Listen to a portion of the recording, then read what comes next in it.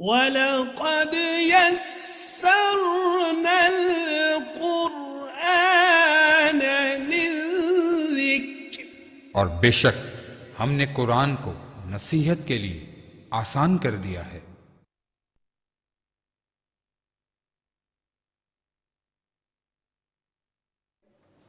اعوذ باللہ من الشیطان الرجیم، بسم اللہ الرحمن الرحیم۔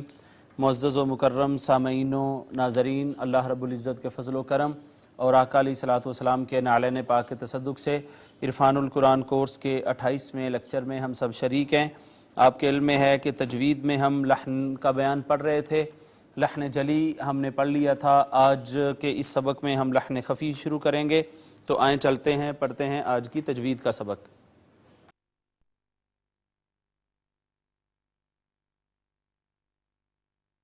لحن کا بیان ہمارا چل رہا تھا، لحن جلی ہم نے مکمل کر لیا، آج ہم پڑھیں گے لحن خفی۔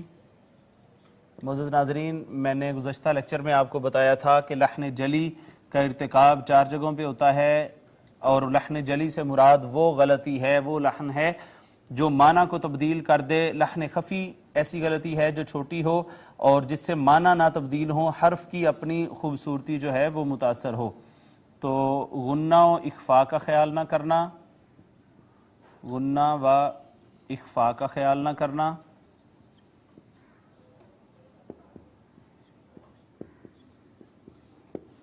مد و قصر کا خیال نہ کرنا،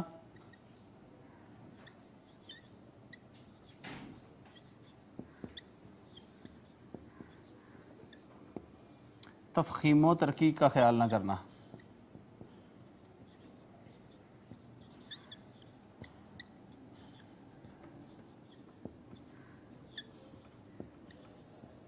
مثال کے طور پر ہم نے غنہ کرنا تھا نون مشدد پہ، اس کو پڑھنا تھا ان اللہ، بغیر غنہ کے اگر پڑھ گئے ان اللہ کہہ دیا تو حاضرین معنی نہیں بدلیں گے، نون نون ہی رہے گا، لیکن اس کی خوبصورتی متاثر ہو جائے گی۔ اسی طرح اخفاء نون ساکن پہ ہوتا ہے ان کنتم، لیکن ہم نے ان کنتم کہہ دیا اور نون پہ نہ رکے، اخفاء نہ کیا، تو نون نون ہی رہے گا، حرف نہیں بدلے گا، معنی نہیں بدلے گا، لیکن حروف کی خوبصورتی متاثر ہوگی۔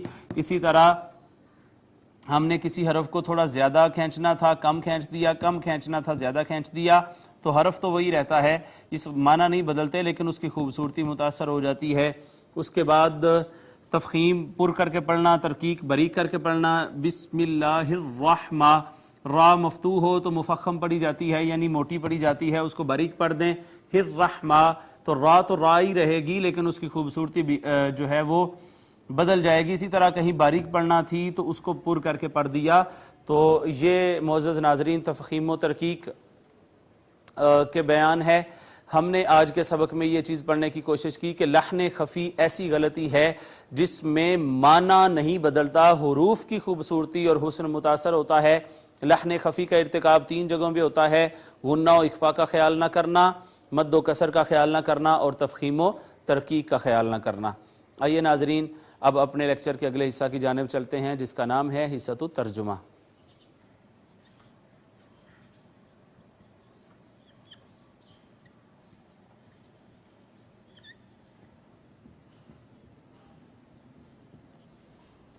جی ناظرین، آج کے ترجمے کا سبق مختصر ہے، اس کو پہلے تجوید کے ساتھ اس کا تلفظ صحیح کر لیتے ہیں، اس کے بعد انشاءاللہ ہم اس کا ترجمہ کریں گے۔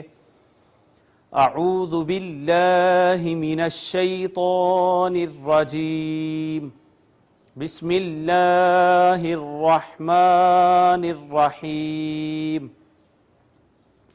وَإِذْ قُلْنَا ادْخُلُوا هَٰذِهِ الْقَرْيَةَ، ناظرین دیکھیں قاف حروف مستعلیہ میں سے پر کر کے پڑھنا ہے، دال ساکن آئی ہے، اس پہ قلقلہ کرنا ہے، یہ واو مدہ، یہ الف المدیہ الصغیرہ، اور را کا ما قبل مفتوح ہے، خود ساکن ہے را، یہاں را کو مفخم یعنی پر کر کے پڑھیں گے۔ فَكُلُوا مِنْهَا حَيْثُ شِئْتُمْ، اس میں واو مدہ ہے، نون ساکن پہ اظہار ہو گیا، اور الف مدہ، پھر اس کے بعد یا لین، اور میم ساکن، شئتم کی میم ساکن ہے، میم ساکن کے بعد با میم نہیں ہے، لہٰذا اظہار شفوی۔ رغدا وادخلوا الباب. ناظرین یہاں پہ دیکھیں واو کے اوپر شد ہے اور واو حروف ادغام میں سے ہے. ما قبل ہم نے دیکھا تو نون تنوین تھی, یہ ادغام بالغنہ ہو گیا.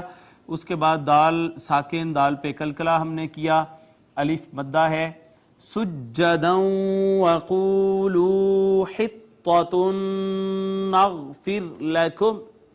یہاں دیکھیے یہاں پھر ادغام بالغنہ ہے, واو مدہ, پھر واو مدہ, پھر یہاں پہ ادغام بالغنہ ہے اور را ساکن ما قبل مکسور ہے, اس را کو باریک کر کے پڑھیں گے. پھر میم ساکن پہ اظہار شفوی ہوا. خطاياكم وسنزيد المحسنين. ناظرین طا حروف مستعلیہ میں سے الف المدیہ صغیرہ, پھر الف المدیہ صغیرہ, پھر اظہار شفوی اور یا مدہ ہے, پھر یہ یا مدہ ہے. اب آئیے معزز ناظرین آج کے اس سبق کا ترجمہ کرتے ہیں.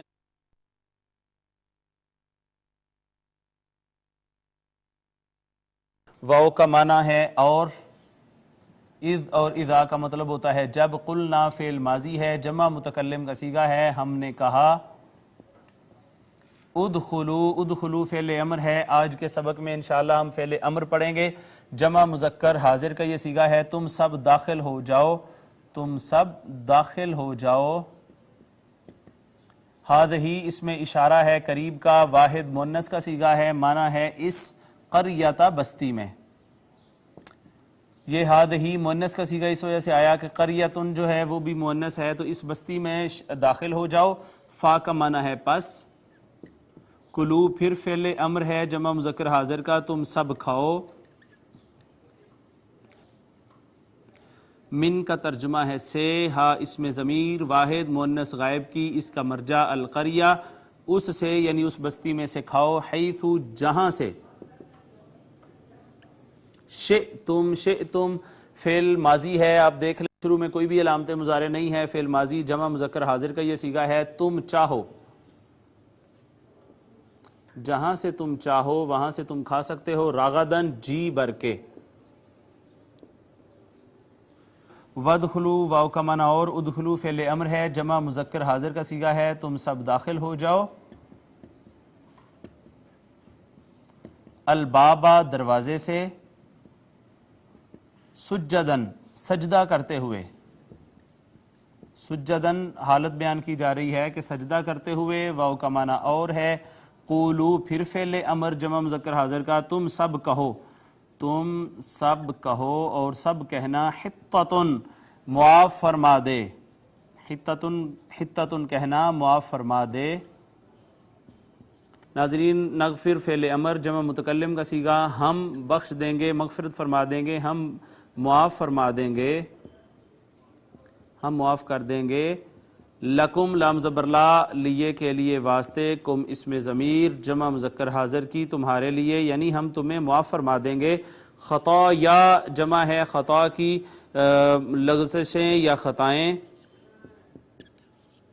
کم اس میں ضمیر جمع مذکر حاضر کی تمہاری, پھر ہم تمہاری خطائیں تمہیں معاف فرما دیں گے. واو اور جو بخشش مانگتا ہے. سنزید نزیدو فعل مضارع جمع متکلم کا صیغہ ہے, ہم زیادہ کر دیں گے. ہم زیادہ کرتے ہیں یا کریں گے, تو ہم زیادہ کر دیں گے. ان قریب سین لگ گیا. ناظرین ہم نے یہ پڑھا ہے سین سوف لا لام مفتوح, یہ فعل مضارع پہ داخل ہو کے اس میں منوی تبدیلی کا باعث بنتے ہیں. سین فعل مضارع کو مستقبل قریب کے معنی میں کر دیتا ہے. اس کا ترجمہ ہم کریں گے ان قریب ہم زیادہ کر دیں گے. المحسنین یا نون جمع کے لیے ترجمہ سب یا سارے. ہم سب کے لیے زیادہ کر دیں گے. کن سب کے لیے؟ محسن احسان کرنے والوں کے لیے ہم اپنی نعمتیں اور بڑھا دیں گے.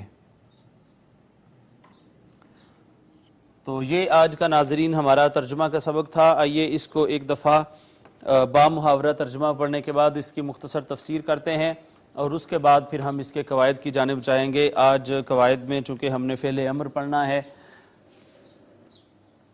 با محاورہ ترجمہ میں کرنا چاہوں گا. اور یاد کرو جب ہم نے فرمایا اس شہر میں داخل ہو جاؤ, اس میں جہاں سے چاہو خوب جی بھر کے کھاؤ اور شہر کے دروازے میں سجدہ کرتے ہوئے داخل ہونا اور یہ کہتے جانا ہم بخشش چاہتے ہیں, ہم تمہاری گزشتہ خطائیں معاف فرما دیں گے.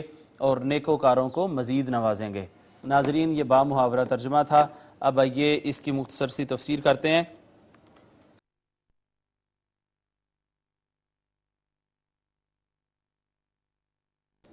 بنی اسرائیل میدان طیہ میں تھے، ان پر من و سلوہ نازل ہو رہا تھا، کھاتے کھاتے مسلسل اکتاہٹ محسوس ہوتی ہے۔ وہ کہتے ہیں کہ مولا اب ان چیزوں پر ہمیں صبر نہیں ہوتا۔ اللہ رب العزت نے فرمایا قریبی بستی بیت المقدس اس کا نام، یا وہ بستی کا نام اریحہ تھا، ان دونوں میں سے کوئی ایک بستی تھی۔ اللہ رب العزت نے فرمایا اس میں داخل ہو جاؤ، ہم تمہیں فتح عطا فرمائیں گے۔ ایک روایت میں یہ بھی آتا ہے کہ وہ جو 6 لاکھ آدمی تھے سارے میدان طیہ میں ہی مر گئے، اور سیدنا موسیٰ علیہ السلام اور سیدنا ہارون علیہ السلام کا بھی وصال یہیں پہ ہوا، اور یہ جو صرف 20 لوگ بچ گئے تھے ان 6 لاکھ میں سے، جنہوں نے بعد میں سیدنا یوشع بن نون علیہ السلام کی قیادت میں اس شہر کو فتح کیا۔ اللہ رب العزت نے فرمایا کہ اب میری نعمتوں سے منہ موڑتے ہوئے اگر تمہیں اور چیزیں چاہیے کھانے کے لیے تو تمہیں وہ شہر سے ملیں گی، تم اس شہر میں داخل ہو جاؤ، اور سنو جب تمہیں فتح ملے اور فتح کی غرض سے جب تم اس شہر میں داخل ہو فاتحانہ انداز میں، تو عاجزی انکساری کا دامن ہاتھ سے نہیں چھوڑنا، سجدہ کرتے ہوئے داخل ہونا ہے، اور دروازے کے ذریعے سے داخل ہونا ہے، شہر کی دیواریں نہیں پھلانگنی۔ حاضرین مکرم، جہاں کہیں بھی اللہ رب العزت نے فتح و کامرانی کی بات کی تو وہاں ساتھ ہی فتح و کامرانی عطا کرتے ہوئے تکبر سے منع کیا ہے۔ خود آقا دو جہاں صلی اللہ تعالیٰ علیہ وآلہ وسلم کے بارے میں یہ سورہ نصر میں فرمایا، سورہ فتح میں، اذا جاء نصر اللہ والفتح ورأیت الناس يدخلون فی دین اللہ افواجا فسبح بحمد ربک، جب آپ دیکھیں کہ آپ کو نصرت مدد مل گئی اور آپ کے دین میں لوگ جوک در جوک داخل ہو رہے ہیں، تو فسبح بحمد ربک، اب اپنے رب کی خوب تسبیح بھی کریں، واستغفرہ، اور اس سے استغفار بھی کریں۔ ہوا یہ کہ بنی اسرائیل کے یہ لوگ جن کو کہا گیا تھا کہ تم نے حطتن کہنا ہے اور دروازے سے داخل ہونا ہے اور سجدے کی حالت میں داخل ہونا ہے، اگلی آیت کریمہ میں آ رہا ہے کہ انہوں نے کیا بدبختی کی، اور اللہ رب العزت کے اس کلام کو جس میں اللہ رب العزت نے فرمایا تھا کہ سجدہ کرتے ہوئے دروازوں سے داخل ہو جاؤ اور حطتن حطتن کہتے رہو کہ مولا بخش دے بخش دے بخش دے، انہوں نے اللہ رب العزت کے اس قول کو کیسے بدل ڈالا وہ اگلے سبق میں آ رہا ہے۔ معزز ناظرین، وہ وہاں چل کے اس کی تفسیر ہم کریں گے۔ آئیں اب چلتے ہیں اپنے اس لیکچر کے اگلے حصہ کی جانب، جس کا نام ہے حصۃ القواعد۔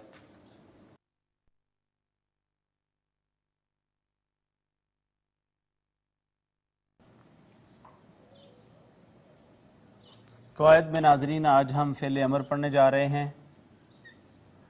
یہ چیز یاد رکھ لیں کہ فعل امر جو ہے وہ فعل مضارع سے بنتا ہے، فعل امر فعل مضارع سے بنتا ہے۔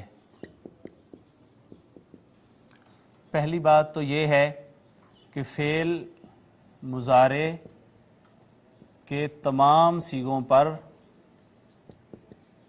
حروف جوازم کا عمل جاری کر دیں، یعنی 5 مرفوع صیغوں کو جزم دیں، 7 صیغوں کے آخر سے نون اعرابی گرا دیں، 2 نون ضمیری کو رہنے دیں۔ دوسرا یہ ہے کہ 8 صیغوں کے شروع میں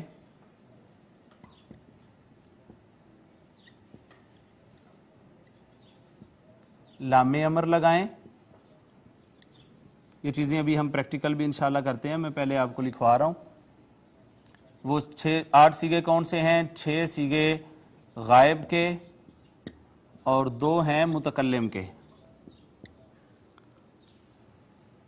اور اگلے جو صیغے ہیں مخاطب کے صیغے،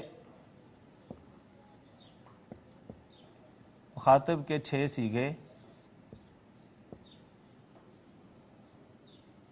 بنیں گے حمزہ وصلی یا بغیر حمزہ وصلی کے، اور اس کا طریقہ کیا ہوگا وہ بھی ابھی ہم پڑھتے ہیں۔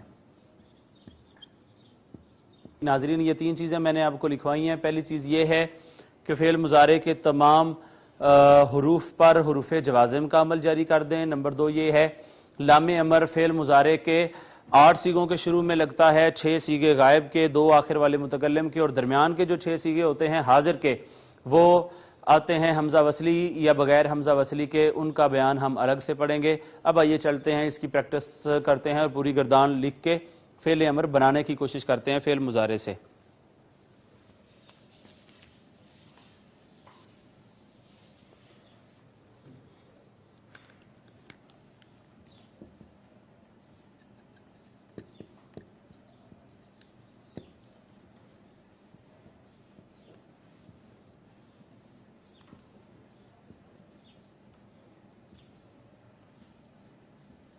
تین مذکر اور 3 مؤنث کے غائب کے، اس کے بھی فعل امر کے بھی 14 سیغے ہوتے ہیں، اسی طرح 3 مذکر 3 مؤنث کے حاضر کے اور 2 سیغے ہوتے ہیں متکلم کے۔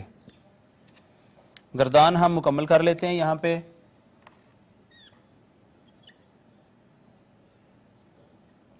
یضربو، یضربانی، یضربونا۔ جیسے میں نے عرض کیا کہ فعل امر بنتا ہے فعل مضارع سے، تو ہم مضارع پہلے بنا لیتے ہیں، اس کے بعد اس سے کیسے فعل امر بنے گا وہ ہم پھر کریں گے۔ تضربو، تضربانی، یضربنا، تضربو، تضربانی، تضربونا، تضربینا،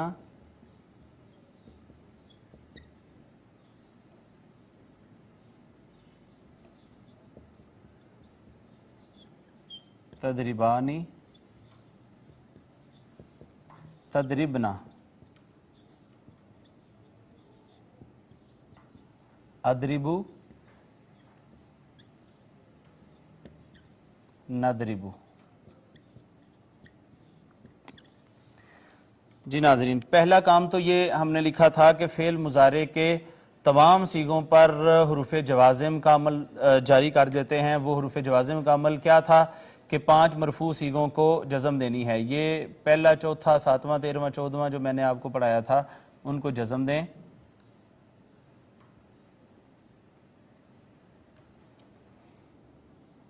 اس کے بعد 7 سیغوں کے آخر سے نون اعرابی گرایا جاتا ہے۔ ایک یہ نون گیا، یہ تدریبی ہو گیا، ایک نون یہ ہے، 3 4 5 6 جمع مذکر کا نون گرتا ہے تو 7 الف آ جاتا ہے، اور یہ 7 سیغوں کے آخر سے نون اعرابی ہم نے گرا دیا، یہ 2 نون باقی رہیں گے۔ اب پہلا کام یہ کرنا ہے کہ 8 سیغے جو میں نے عرض کیا تھا ان کے شروع میں لام امر لگا دینا ہے، 6 اوپر والے غائب کے اور 2 آخری متکلم کے، یہ لام زیر لی میں نے لگا دیا لام امر۔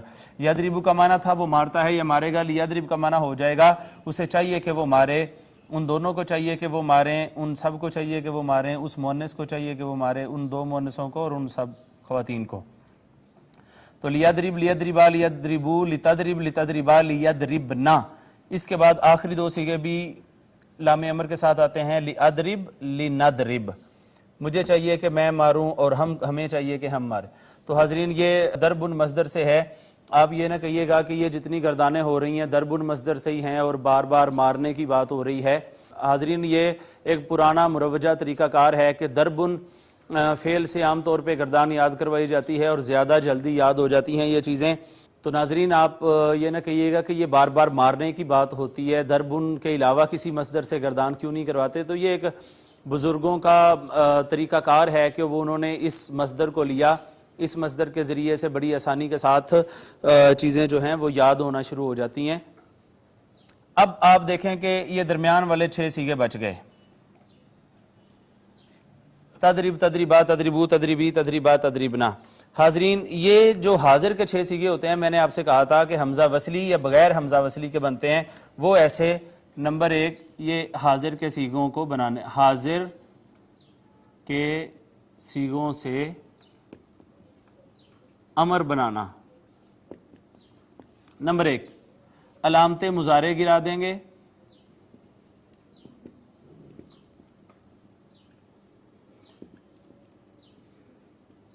آپ دیکھیے یہ تا علامت مضارع تھی، یہ ہم نے گرا دی،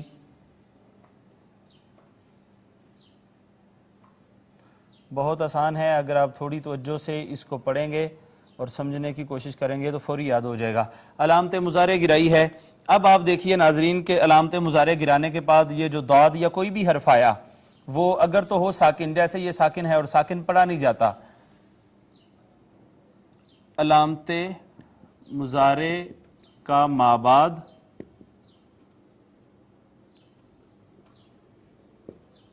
اگر ساکن ہو تو شروع میں حمزہ وصلی لاتے ہیں۔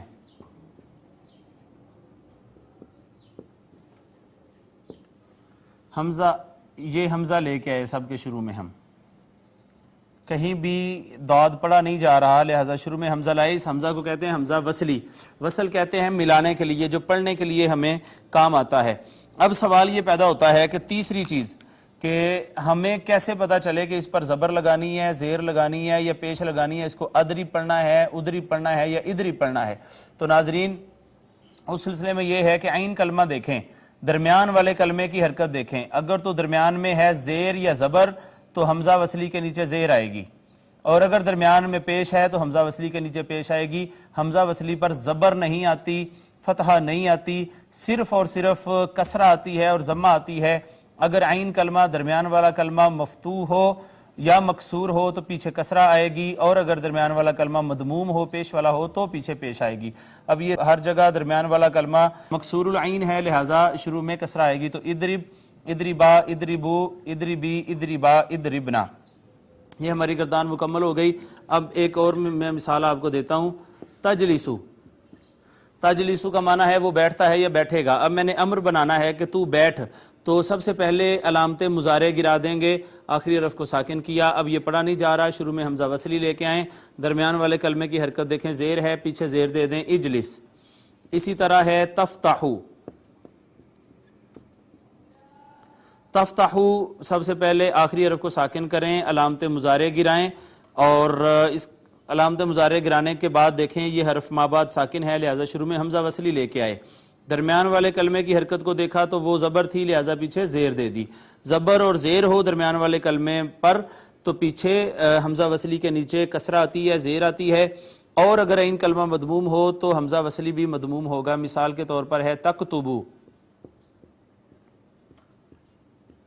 تو لکھتا ہے یا لکھے گا، اس کا ہم نے کرنا ہے، امر بنانا ہے کہ تو لکھ، تو اس کو علامت مضارع گئی، آخری حرف کو ساکن کیا۔ اب کاف ساکن ہے، پڑھا نہیں جا رہا، حمزہ وصلی لے کے آئے۔ اب عین کلمے کی حرکت دیکھی، ضمہ تھی تو شروع میں بھی ضمہ آ گئی، ہو گیا اکتب۔ تو معزز ناظرین، یہ آج ہم نے بہت اہم سبق جو ہے وہ پڑھنے کی کوشش کی، فعل مضارع سے کیسے فعل امر بنتا ہے۔ ہم نے کہا کہ فعل امر کے بھی 14 صیغے ہوتے ہیں، 6 غائب کے، 6 حاضر کے، 2 متکلم کے۔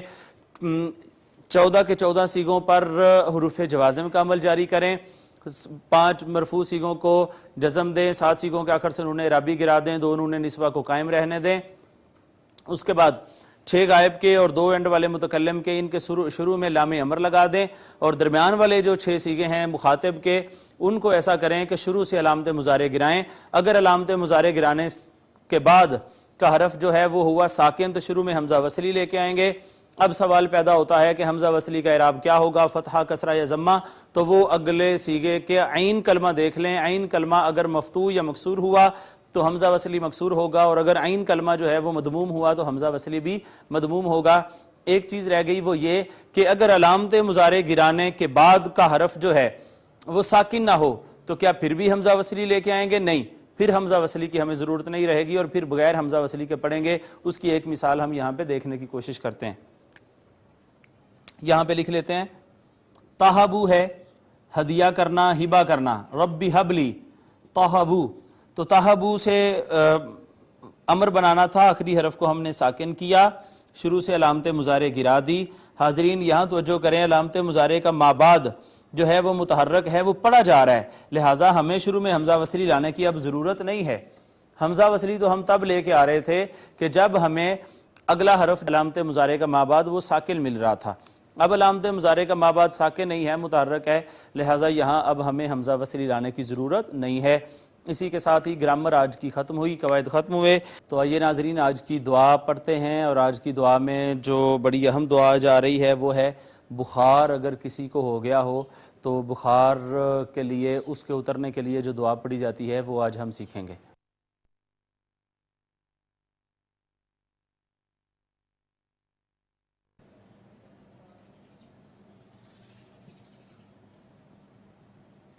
بسم اللہ الکبیر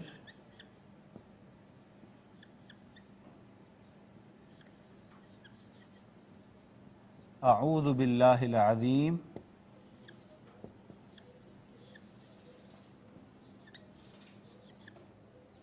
من شر کل عرق نعار ومن شر حر النار۔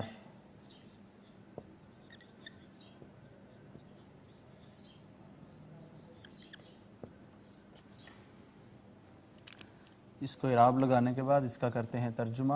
بسم اللہ الکبیر اعوذ باللہ العظیم من شر کل عرق نعار ومن شر حر النار۔ اس کا ترجمہ ناظرین یہ ہے، خدائے بزرگ و برتر کے نام کے ساتھ، خدائے بزرگ و برتر کے نام کے ساتھ میں اللہ کی پناہ چاہتا ہوں، میں اللہ کی پناہ چاہتا ہوں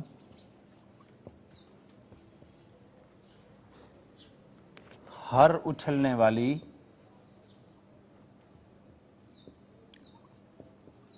رگ کی بدی سے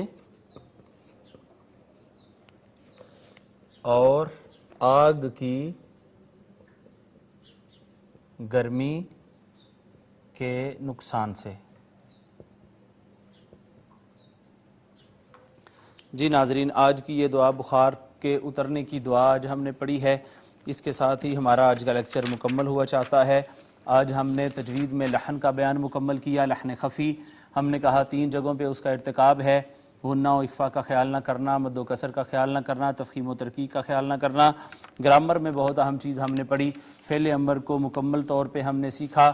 وہ اس طرح کہ اس کے 14 صیغے ہم نے کہا کہ پہلے 6 اور آخری 2 8 صیغوں میں لام امر لے کے آئیں گے، اور 14 کے 14 صیغوں پر پہلے حروف جوازم کا عمل جاری کریں گے۔ درمیان والے جو 6 حاضر کے صیغے ہوتے ہیں مخاطب کے، ان میں علامت مضارع گرانے کا ما بعد اگر ساکن ہو تو شروع میں حمزہ وصلی لائیں۔ حمزہ وصلی کا اعراب عین کلمے کی حرکت کے مطابق ہوگا۔ اگر عین کلمہ فتحہ یا کسرہ ہے تو حمزہ وصلی کے نیچے کسرہ ہوگی، اور اگر عین کلمہ مدموم ہے تو حمزہ وصلی بھی مدموم ہوگا۔ اور اگر علامت مضارع کا ما بعد متحرک ہے تو پھر ہمیں حمزہ وصلی لانے کی ضرورت نہیں ہے۔ اور آخر میں آج بخار اترنے کی دعا ہم نے پڑھی ہے، وہ ہے بسم اللہ الکبیر اعوذ باللہ العظیم من شر کل عرق نعار ومن شر حر النار۔ حاضرین مکرم، اس کے ساتھ ہی ہمارا آج کا 28واں لیکچر مکمل ہوتا ہے۔